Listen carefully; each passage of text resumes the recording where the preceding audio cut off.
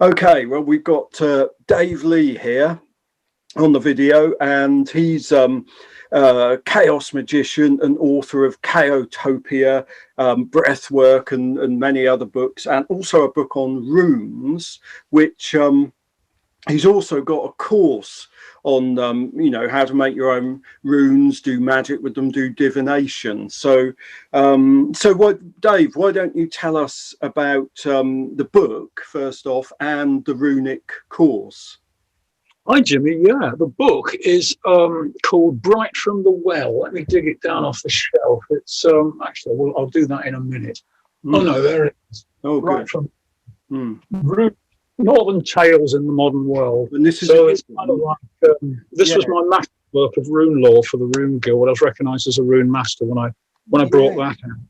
And it's basically a bunch of stories which are based on the old tales, but also there's some chapters about my own magical practice in there.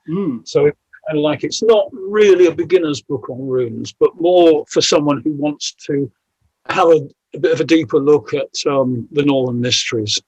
Yeah, well, I think the great thing about that one is that, there's a lot of really brilliant books, like Stephen Flowers, Edred Thorson and whatnot on the Runic path, and there's a lot of not very good books, I have to say. Edred Thorson and Dave are the ones to read, but I think the beauty of yours is that you bring it to current times, to your experience, so then people get an idea how these things can live in our modern times.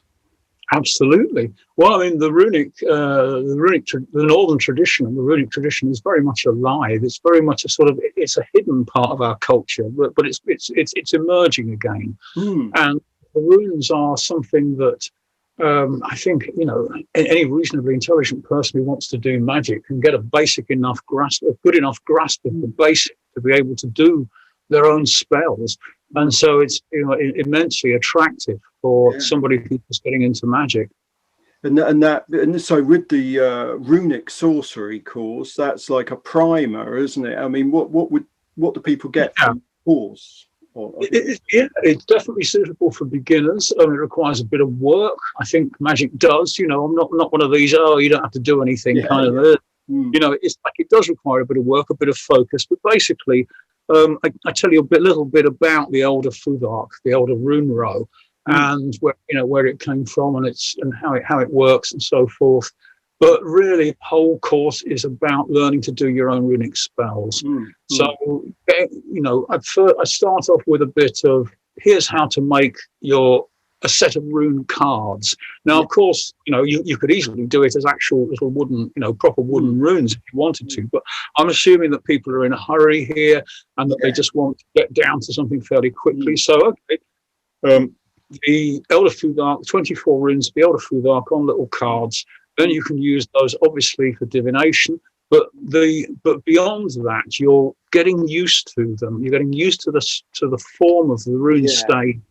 And so you're getting used to the meanings of them, so you're internalizing them, and this is what you do.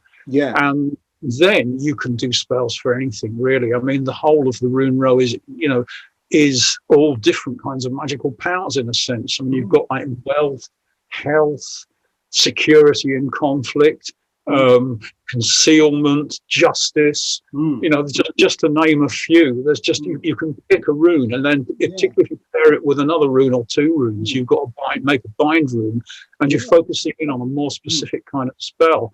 And then I talk a bit about rune song, quite a bit about rune song, because that was as well as drawing the runes and carving them, singing was very, very important. And I've always loved singing as a magical thing anyway.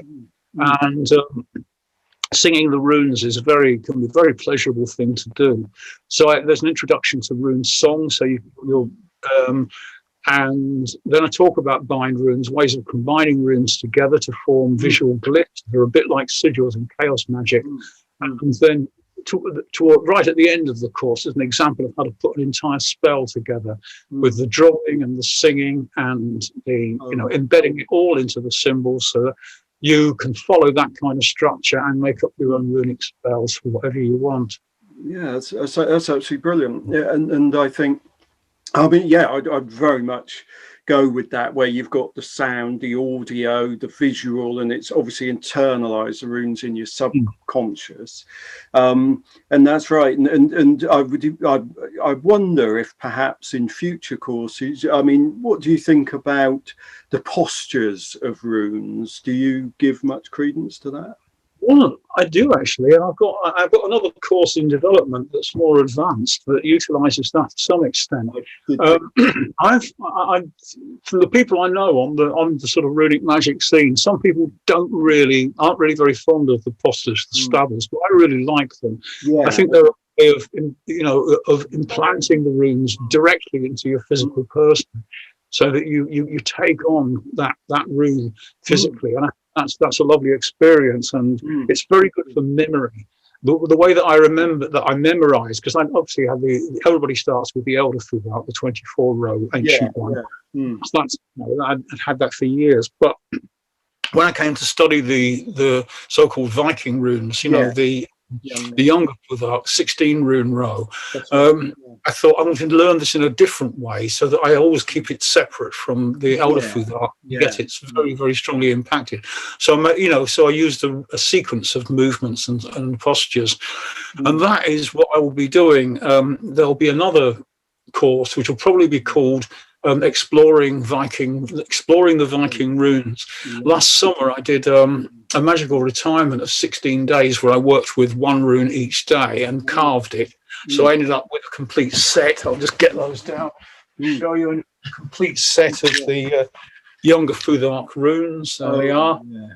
And really good. I wrote a poem based on my experiences of it, and every morning I would get up and do the stather of that particular rune, whatever it was, and I'd meditate on it, I'd chant it, and then by the end of the day, by about nightfall, I would carve it, and in the afternoon I'd usually go and sit somewhere and just film myself musing about that particular rune. That formed the raw material for the poem I wrote. I finished the poem just much more recently, a couple of months ago. I love that. It sounds to me, that so anyone wants to do the primer runic sorcery course, they're going to really, get everything from divination to spell casting if they so wish, and certainly internalizing the runes, and also the sound, the actual rune song.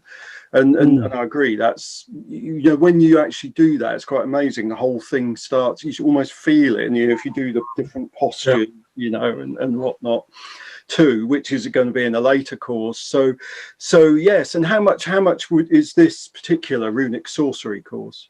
That's £75. It's a shorter course than the breathwork one, so it's a little bit cheaper. You get, I think, 10 videos and 5 downloadable PDFs and various, again, suggestions for practice. Yeah, that's really good. Do people get it all in one, or does it sort of drip out? Well, you get it all in one. It's up to you. I mean, I would suggest going through it in the order, but in the Teachable platform, you can enforce an order of courses, so somebody has to finish one lesson before they do another lesson. But I don't think, people are grown up, they can work this out for themselves. It's like, so just go ahead and I mean, there is a sequence, and I would recommend following that, but you don't have to. No, well, actually you cannot enforce a sequence because you're a chaos magician. Well, that's one way to look at it. Yeah.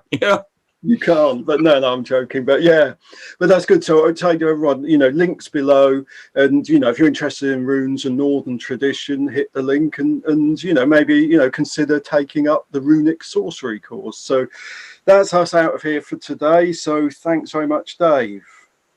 Thank you, Jimmy.